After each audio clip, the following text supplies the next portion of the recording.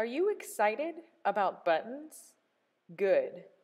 Today, we are going to go over how to sew buttons and buttonholes by machine and by hand. Let's get started. For a hand-sewn button, you will need your button, a needle and thread, and some scissors. Start by threading your needle and knotting it. Sometimes using a doubled thread can make a stronger stitch. Come from the back of the fabric so that the knot is on the inside of the fabric and come through one of the holes. Then go across to the other hole that is on the opposite side of the hole you started in. Push it back to the back side of the fabric and then back up from the hole you started in. Repeat this process for a couple of times. When you're ready to move on, when you're on the back side of the fabric, bring your needle up from a new hole and then go to the hole across from the hole you came up through. Repeat this step a few times until you think that your button is secure. When you're ready, you can push your needle to the back and tie a knot several times to secure the thread in place and cut the thread, or if you want your button to have more of a stand, push your needle up but do not go through a hole, come under the button and wrap the string around the button a few times before pushing it to the back and tying a knot. For extra security, since buttons get a lot of use, you could tie a few knots around the button while you're wrapping it around before taking it to the back.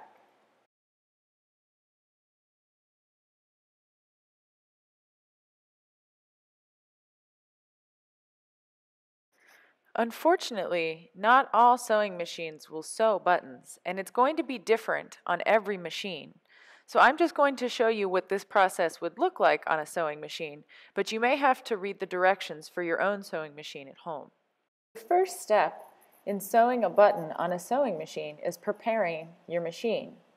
First, you have to find the right sewing foot that's meant for sewing buttons.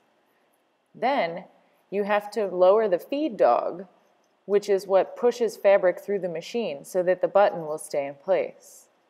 Once you're ready, you can set the settings on your sewing machine so that it knows it's about to sew a button.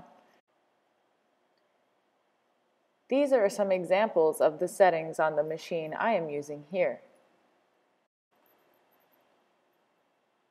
In most cases, it is helpful to use a little bit of fabric glue to secure the button over the area that you want it to be sewn, just in case it moves while you're sewing. Once you line the button under the sewing foot, you use your hand to crank the needle into the first hole and then use your hand again to crank the needle into the other hole.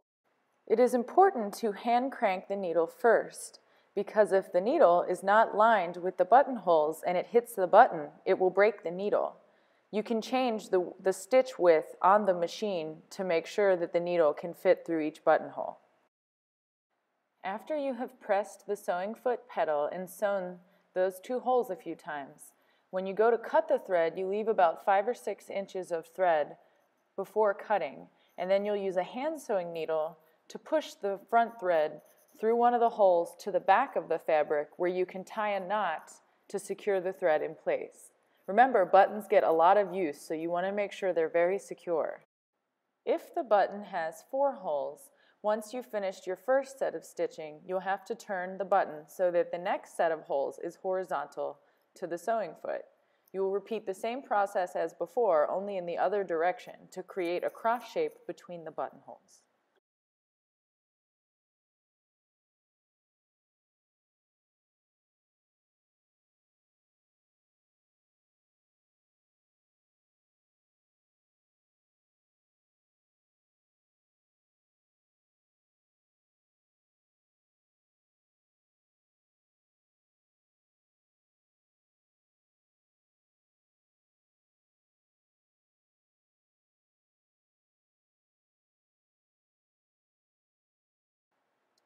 Hand-sewn buttonholes are not very common because it looks much more professional to do them by machine, but that doesn't mean that they're impossible. If you don't have a sewing machine but you want to get some buttonhole practice, hand sewing a buttonhole is a good option for you.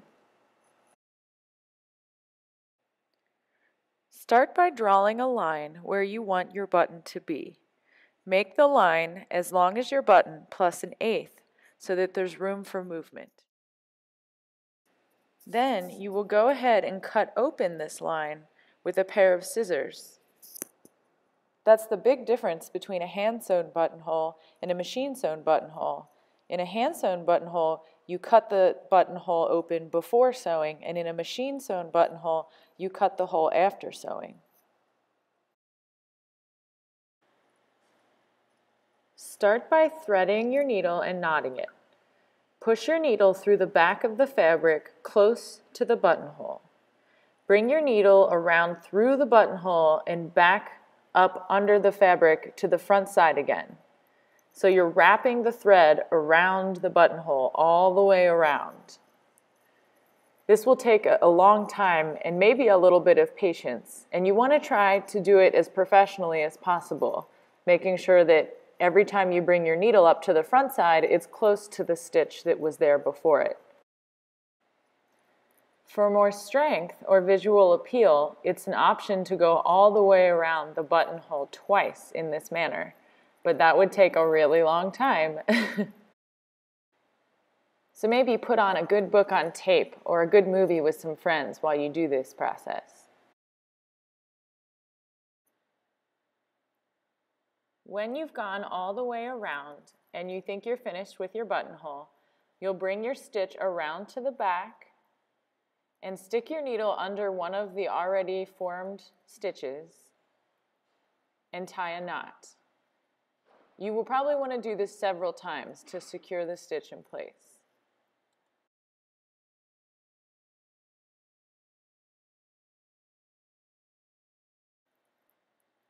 Sewing buttonholes on a sewing machine is also different on every machine. So I'm going to show you as an example how to sew a buttonhole on this machine. It requires a special sewing foot like the one that I'm showing you, where it actually has the button in the foot so that it can sew the exact size of the buttonhole. If your sewing machine does not have a buttonhole stitch, you can do it with a zigzag stitch. You would make the stitch length very short but wide. Then you would sew about 1/8 of an inch forward. And then you would make your stitch really, really slender and keep going straight next to your pencil line until you get to the end of your pencil line, and you would make the stitch really wide again and sew another 1/8 of an inch, and then turn the stitch around and make your stitch slender again to sew the other side back to where you started. You would probably want to practice it a few times before doing it on your final fabric.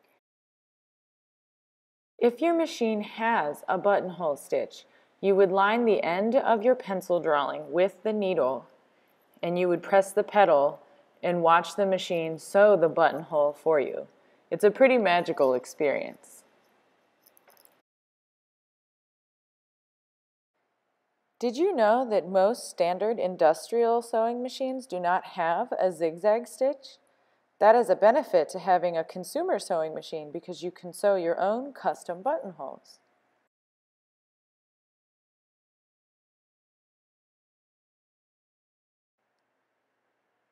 To open your buttonhole, you would place a pin at the end of the buttonhole where you do not want the slit cut, and you stick a sewing ripper into the other side of the buttonhole and push it forward slowly and carefully to rip the buttonhole open. And the pin will stop the ripper before it rips open the rest of the buttonhole and into the fabric.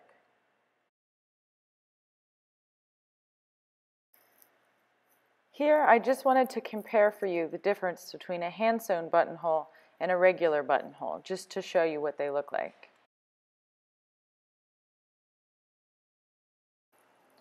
Thanks for watching. For more information on buttons, don't miss out on the April-May 2014 issue of Kiki. The end.